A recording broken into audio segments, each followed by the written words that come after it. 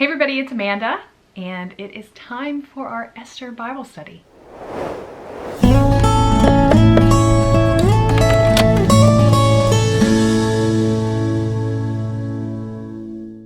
All right, we're in chapter 7 this week of Esther. It's actually a really short chapter, but it's full of drama and the meat of the story. So I hope you're excited to get into that. But first, every week, we talk about the tasks that I gave you the week before, because with these Bible studies, I'm really trying to give you some practical suggestions to help you put into practice, to be doers of the word and not hearers only.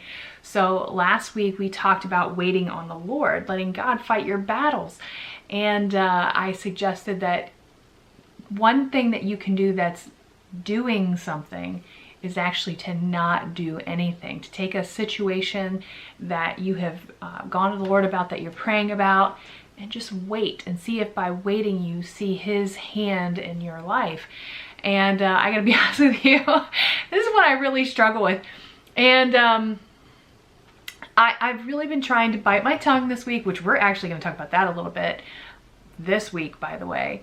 But actually kind of just, rather than jump and try to fix everything immediately, just allow the Lord to work in some situations. And I can tell you this, that the times where I sit back and I let the Lord just handle it, there's so much more peace. But anytime I try to jump in and handle it myself, particularly if I just deal with it in the moment and haven't prayed about it, you guys, there have been some major wrecks this week. but you know, the Lord's really using this Bible study for me. I hope He's using it for you, because I can certainly see in my life more how God wants me to trust Him. And I hope that you guys are seeing the same thing. And I'm going to say that as kind of a segue into what we're talking about today, because today's chapter again is about really trusting the Lord, but also you and how you need to maybe step in and do some things too. So let's just get into this week's Bible study, and we will talk a little bit more about this. So Esther chapter 7, starting at verse 1, it says, "So the king and Haman came to banquet with Esther the queen. And the king said again unto Esther on the second day of the banquet of wine," at the banquet of wine, "What is thy petition, Queen Esther? And it shall be granted thee, and what is thy request? And it shall be performed even to half of the kingdom." Then Esther the queen answered and said, "If I have found favor in thy sight, O king, and if it please the king, let my life be given me at my petition, and my people at my request. For we are sold, I and my people, to be destroyed, to be slain, and to perish. But if we had been sold for bondmen and bondwomen, I had held my tongue, although the enemy could not countervail the king's damage." Then the king Ahasuerus answered and said unto Esther the queen, "Who is he? And where is he that durst presume in his heart to do so?" And Esther said, "The adversary and enemy is this wicked Haman." Then Haman was afraid before the king and the queen. And the king, arising from the banquet of wine in his wrath, went into the palace garden. And Haman stood up to make request for his life to Esther the queen, for he saw that there was evil determined against him by the king. Then the king returned out of the palace garden into the place of the banquet of wine, and Haman was fallen upon the bed whereon Esther was. Then said the king, "Will he force the queen also before me in the house?" As the word went out of the king's mouth, they covered Haman's face. And Harbona, one of the chamberlains, said before the king, "Behold, also, the gallows 50 cubits high, which Haman had made for Mordecai, who had spoken good for the king, standeth in the house of Haman." Then the king said, "Hang him thereon." So they hanged Haman on the gallows that he had prepared for Mordecai. Then was the king's wrath pacified. Tell me that's not a wow in 10 verses. So much has happened. If you remember when we finished the last chapter, chapter 6, Mordecai had been brought to the king's mind while he was sleeping. You know, he asked for his chronicles to be read, the king did, and the chronicle that they choose to read, because the Lord had put it on their mind, was about Mordecai saving the king's life. And the king had said, you know, I really need to do something for him. Who's out out there in the garden that I can, talk to about this? And they said, well, Haman's out there. And so Haman comes in and he's trying to tell the king that he needs to destroy Mordecai. And the king is like, hey, let me ask you something. There's somebody I want to honor. What would you do? And he said, oh, thinking it was him. Well, I'll tell you what.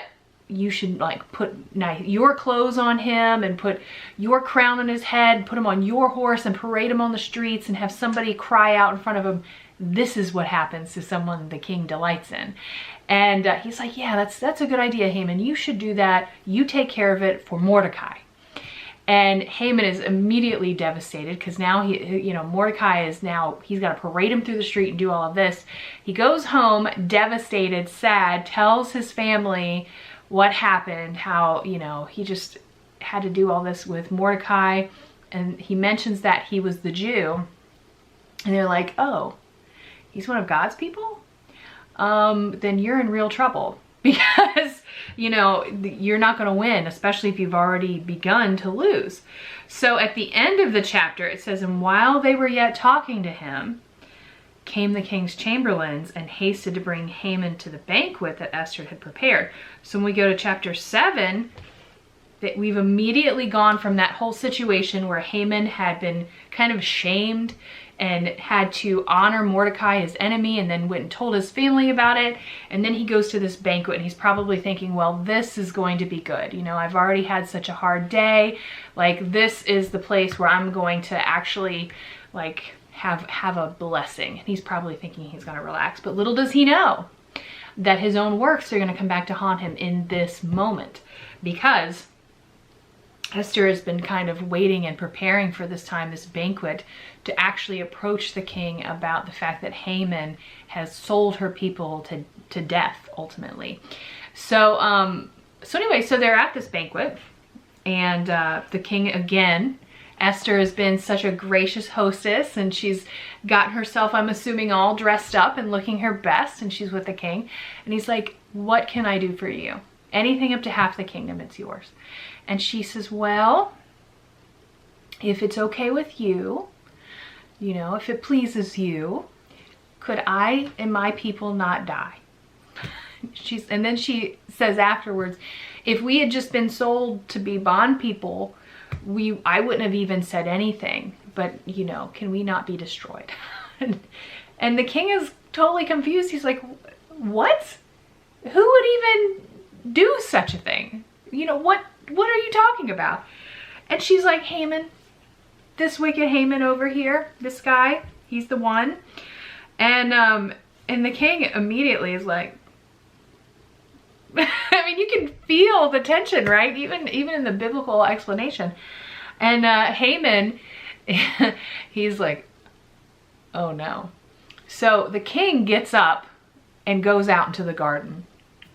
And he's angry, and Haman knows it, right? So he immediately, Haman is like begging the queen for his life, right? Now his life is important. But the problem is that when he does that, he falls kind of on her bed.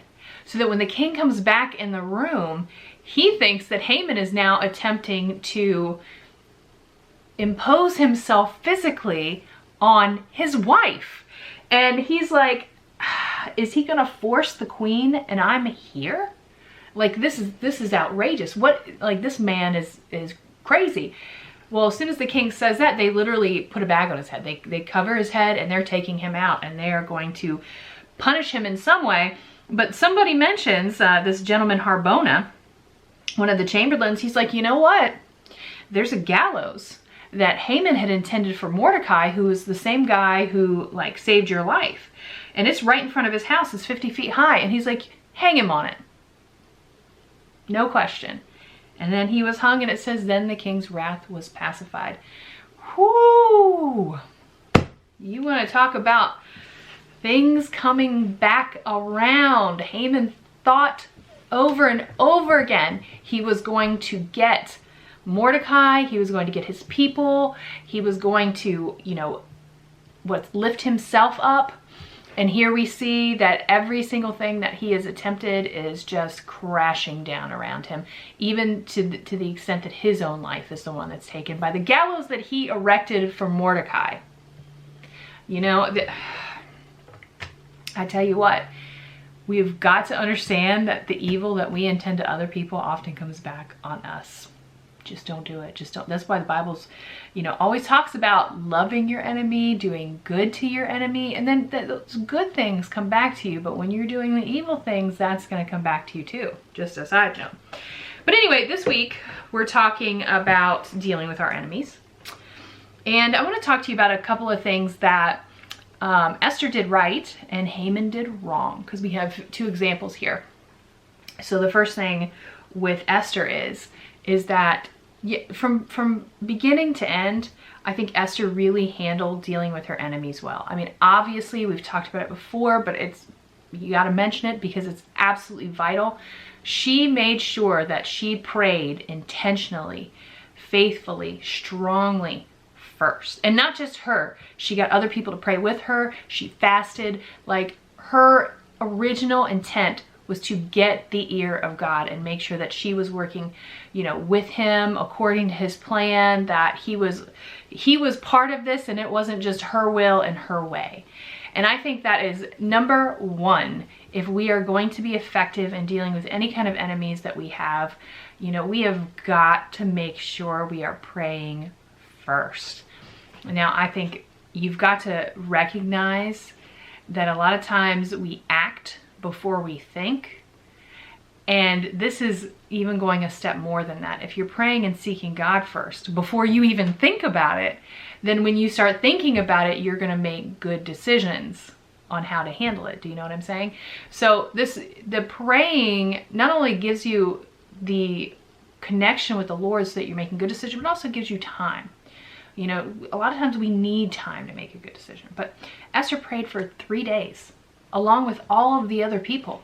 And that was valuable time spent with the Lord, waiting, considering, getting a good decision on how to handle the situation. So if you have enemies, you can't just jump into it.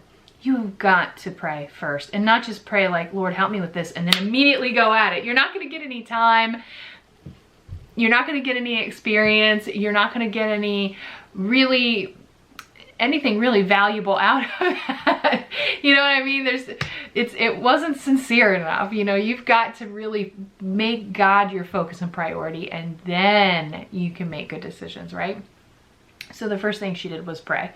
And then she still didn't jump into immediately accusing Haman or, you know, dealing with it. She really took her time to make sure she dealt with the situation in the right time, in the right place, in the right circumstances. She, like, you know, what I appreciate about what she did is that first it was a happy thing. She went to see the king. She had a happy banquet. Everything was good. They were building this relationship, and they actually went to the second banquet, and it was at the second banquet on the second day that she even broached the subject when he asked again. And there were multiple times that the king asked. Like, when she saw him the first time, he said, "What do you want? I'll give you anything up to half the kingdom." She could have asked him there. But what rapport had she built up? What would the king have to believe her when he valued so highly Haman? You know what I mean? She really took the time to make sure that she was building something, and it was the right time and the right place before dealing with it. And in the meantime, she was being kind. I think a lot of times we always, well, some of us beat around the bush, but some of us want to get right to a problem. And we don't want to wait for the right time or the right place. I always think of, I used to work in retail management, and whenever we were dealing with any kind of corrective action with any of our employees, you know, there was a process that you had to go through to deal with it. You know, you had to meet with them and you had to talk to them. And first you had to address it, you know, just verbally, and then you had to address it in writing. But even when you addressed it in writing, they usually wanted you to approach them in such a way that first you were telling them some things they were doing well, and then you approached the issue that they needed to work on, the opportunity, and then again remind them that they're valuable and that we hope to work with them, and this could be a positive outcome in the long run. But you know, I think this kind of goes hand in hand with what Esther is doing, because she is trying to get a long-term positive outcome, not just bam, you know, make this thing fixed as soon as humanly possible. And this was a major issue, right? This is people dying. This is something major. In her heart, I'm sure she wanted to immediately jump on it. But it was more important that she understood the long-term effect of this, right? Because if she'd have gone about it the wrong way, she might have maybe solved this, but it could have caused problems later. The best way of dealing with it was to take her time, make sure everything was right, be positive to begin with, and then address the issue. And so I definitely think that that is something a lot of us can learn. I mean, just within my marriage, okay? Let me just start with that, you guys. I think whenever we have relationships with people, there's gonna be things that need to be worked on. And a lot of times when we have something that needs to be worked on, we wanna immediately jump into it. We never wanna wait for the right time and the right place. We wanna immediately jump on them. And I feel like we do a lot of damage to our relationships when we're not thoughtful about handling the difficulties. You know, people don't destroy relationships over the good times, they destroy relationships over the difficult times. But the fact is that dealing with the difficult times in a positive manner is what makes a relationship something strong and something that lasts a long time. You know what I mean? You have to learn to deal with the difficulties in a positive way, and that's what builds something that's long-term. It's really key. And yet, a lot of times we just take for granted the fact that we have these relationships, and because of that, we handle it in a way that makes us comfortable without thinking about the other person. The truth is, we're going to have to deal with other people from time to time, and we really have to consider other people's feelings and other circumstances beyond our own selves and our own feelings in that moment if we're going to be effective in dealing with them. So Esther's such a great example in that she is thoughtful, prayerful, taking her time, approaching it in the right way, not immediately getting to it, using that positive reinforcement first, and then getting to the issue at hand. But I will say this is the other thing. Esther does actually confront the issue. Now, if there are some folks out there who want to avoid the issues, who want to, hope that someday somebody will figure out that there's something happening that's hurtful and they'll solve it. She could have kept having dinners and, passive aggressively sighed and hoped, but no, if this was going to be solved, she had to actually address it. And I'm sure it was uncomfortable. I'm sure she's sitting there with Haman and the king, and she's got the king's attention, and I'm sure she wants to keep it as positive as possible, and you can tell that by the way that she speaks about it. She's like, well, if it pleases you, and if you think it's good, could I please live? But I wouldn't have complained if it was just, I could be a slave. I wouldn't have complained at all. Like, she really, and she tries to downplay it as much as possible, but ultimately she still did confront it. She still just said, this is what's going on, to the extent that the king has to deal with it. And sometimes there are things that we have to actually address, even if it's uncomfortable. Now, you can do all of the good things, and you should do all of the good things before you get to the point of confrontation, but there still has to be a time where you say something. And this also reminds me, by the way, just while I'm thinking about it, of when we're talking to other people about the Lord. I think this is a really good practice in terms of witnessing, because a lot of times when we're witnessing to other people, we want to deal with the niceties. Like, we'll pray about it, we'll go be sweet to them, we'll go out to dinner with somebody, we'll talk to them for weeks, we'll kind of talk about the Lord a little bit. But ultimately, you really have to actually ask them, hey, have you thought about eternity? Have you thought about God? What are your thoughts about what the Bible has to say? You have to actually address the issue, because no matter, a lot of people talk about this sweet tea evangelism or evangelizing with your life. It's very rare that you go into a courtroom and someone is there as a witness and they just go around and hug everybody in the audience, and all of a sudden they're like, well, we believe them. No, the reason why they are there and they're listening to you is because you have something to say that's vital to the case so that they can make a good decision. we as believers have something that's vital that people need to hear so they can make good decisions about their eternity. So understand that being able to actually say those important things is necessary. You know, you can you should, like I said, preface it with all the good things and the niceties. But when it comes down to it, if you are going to be effective in dealing with difficulties or even being a good witness, you have got to open your mouth. You've got to say something. Esther could have been nice and had 1,000,000 banquets, but that would not have brought it to the king's attention, the situation that was going on. She actually had to be bold and say something.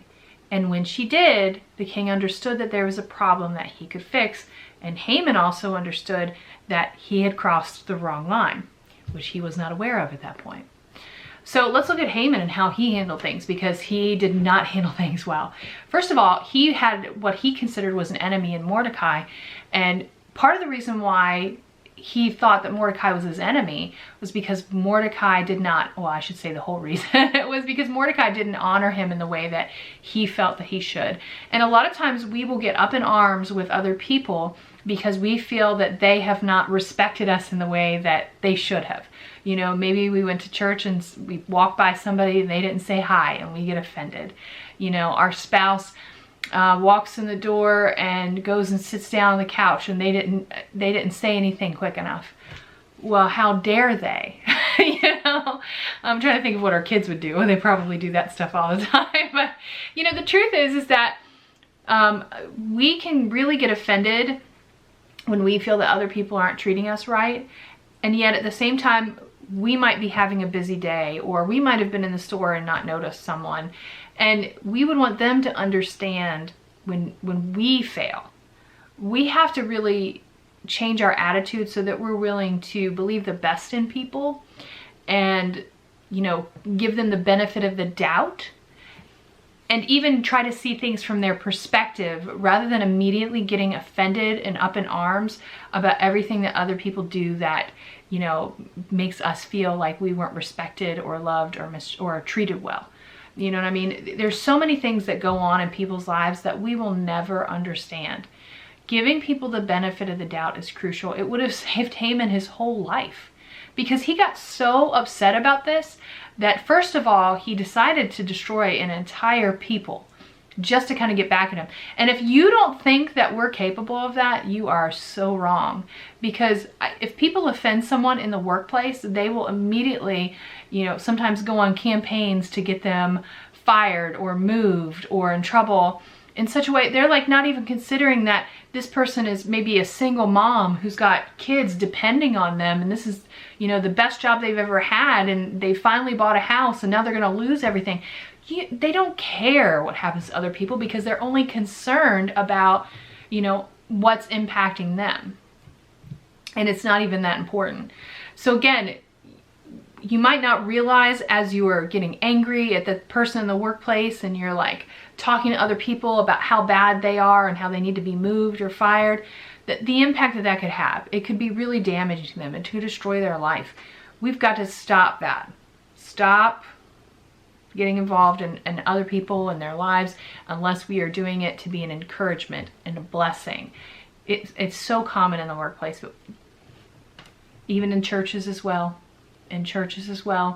Not that you would necessarily, you can't get someone fired from church, but you might make someone feel uncomfortable to the extent that they stop coming, and that could really damage their life. You know, we've got to put aside our own selves, because the way that we treat other people can be life and death and heaven and hell to them, whether we realize it or not. We've got to make other people the priority and not be so selfish like Haman was. So he immediately sought to destroy Mordecai and his people. And then when he continued to be offended, he like really pursued the idea of destroying him. But, you know, he also did it when he was talking to other people about him, you know, getting all their ideas. The gossip, obviously, gotta stop. Gotta stop talking to other people about problems you have with individuals. You know, the Bible's really clear that if we have a problem with someone, we need to go to them individually and deal with it. Not talk to other people about it. Haman could have at any point gone and talked to Mordecai and said, you know, what's the problem? Why is it that you aren't bowing to me? It seems like it's something that's appropriate for my position. Why is it that you don't feel it's okay? And he could have listened to him and said, oh, okay, well, I see that your faith is involved in that. All right. Okay, well, there you go. I mean, I'm saying in a perfect world, he should have understood and dealt with it and just said, oh, well, you know, I don't need everybody to bow down to me. I didn't deserve it in the first place. I understand that that's not Haman's mindset, but frankly, it needs to be our mindset. You know what I mean? Everybody doesn't need to like you. Everybody doesn't need to be your best friend. Everybody doesn't need to, you know, shout and wave at you and be sweet and blow you kisses every time you go past. And I know you're thinking, oh, I don't need that. I just want them to be decently kind. Maybe you need to be the one to kind of start that. You know, I say this because, again, I was thinking of my husband. You know, he's the only one here in the house. He's the only one I think of anymore. But I know that sometimes I'll be like, you know, you haven't said you love me. And he's like, well, you didn't say you love me. And it really has got me thinking, like, you know, from here on out, this was a decision I made in the last year or so. Rather than looking at him and saying, you know, you haven't said you love me in a while, actually looking at him and saying, I love you. And then he'll say, I love you back. And then there's no argument. No fuss, no uncomfortable feeling, I was, in my mind, I was just asking it as a question, like, is something going on? Is everything okay? He's just a different person than I am. He's a guy. But it came across as an accusation. And I didn't mean it that way. So, but being the one to start the kindness rather than wait for someone else to be kind to you is so much better. You save yourself so much stress and so much trouble, and the other people so much stress and trouble. Be the one to start good things rather than to start bad things. So, but anyway, Haman was talking to all his friends and his family about everything that was going on. And then the real kicker was when he decided to build the gallows. You know, at that point, he was determined to hurt Mordecai. And the fact is if we get to the point that we're really angry with someone, sometimes we really just want to hurt them. And maybe not, you know, build a gallows, but maybe we want to hurt them with our words. Maybe we want to hurt them with our actions, like get revenge. And if it's gotten to that point, we've gone too far. That was the whole thing with Haman. He went too far, and he didn't realize it because he was still just thinking about his own self. He wasn't thinking about the consequences. He wasn't thinking about how this was going to come back and hurt him or hurt what it was that he wanted. If we are getting to the point where we want to hurt someone either verbally or physically, certainly not, or in any other way, we're too far. At that point, we really honestly have to take a look at ourselves and say, you know what? I got to get this right and repent, get back to the Lord, try to fix the situation with that person. If necessary, avoid the person, but things have gone too far and we've got to get it straight. You know, the consequences of all of these actions being that Haman was destroyed by him trying to get his way, and Esther was actually able not only to get what she wanted handled, but in such a way that she was able to save her people and have her enemies destroyed. She got the best possible outcome. And you can see that the approach is completely different with dealing with enemies. One is a very positive approach that's seeking reconciliation in a large part, and then the other approach is seeking destruction. So here's the thing.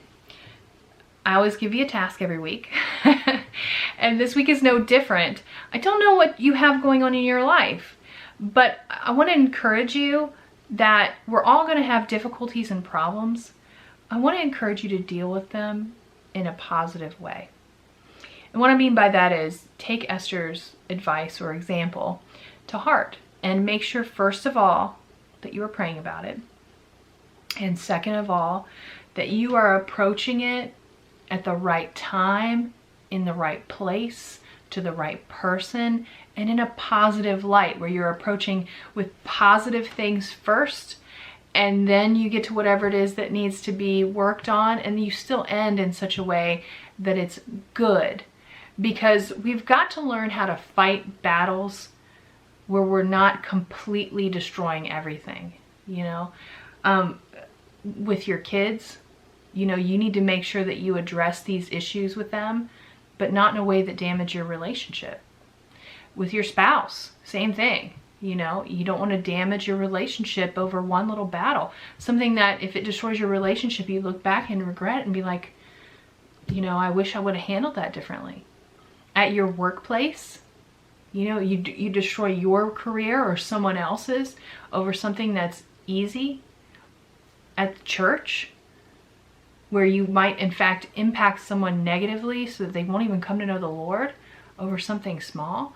We've really got to learn to handle our issues in a way that is going to honor and glorify God and bring about reconciliation. Solve it without destroying others. And also keep in mind Haman. You know, I especially want to encourage you to look out for offense. To look out for situations where someone might be doing something that would be offensive to you, but they're not really intending to be offensive to you. You know, give them the benefit of the doubt. The idea that love is patient, right? Love is kind, bears no record of wrongs, bears all things, believes all things. You know, we need to love everyone in our life. Everyone, friends and enemies, all alike. And we do that by giving them the benefit of the doubt, by bearing those things that might have been, you know, offensive to us. By doing that, I think we're going to find that we get a better outcome. You know, rather than coming out of the week with struggles and hardships and damage to our relationships, we're going to come out with things repaired and in better shape than they were before we even had the difficulty. To the point you might even kind of think, well, praise the Lord for this difficulty because it really solves some things. So anyway, that's the goal for this week. We're all going to have issues come up with other people. We don't have to let it destroy them or destroy ourselves. Because make no mistake, oftentimes when we have these difficulties and we set out to deal with the other person, the one we end up destroying is our own self, just like Haman. You don't want to do that. Get focused, get right, handle it in a good way, be positive, and we're going to come out on top. We're going to come out with problems solved and relationships built up and stronger than ever, and it'll be much easier to worship and honor the Lord. I did have some verses I wanted to talk to you about too, just to kind of go along with this, since Romans chapter 12, verses, let's do 17 to 21. Recompense, let me try that again. Recompense to no man evil for evil. Provide things honest in the sight of all men. If it be possible, as much as lieth in you, live peaceably with all men. Dearly beloved, avenge not yourselves, but rather give place unto wrath, for it is written, vengeance is mine, I will repay, saith the Lord. Therefore, if thine enemy hunger, feed him.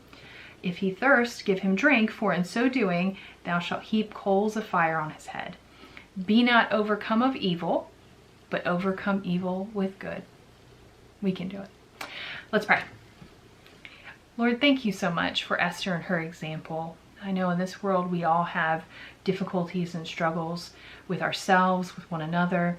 And Lord, you do not want that to separate us.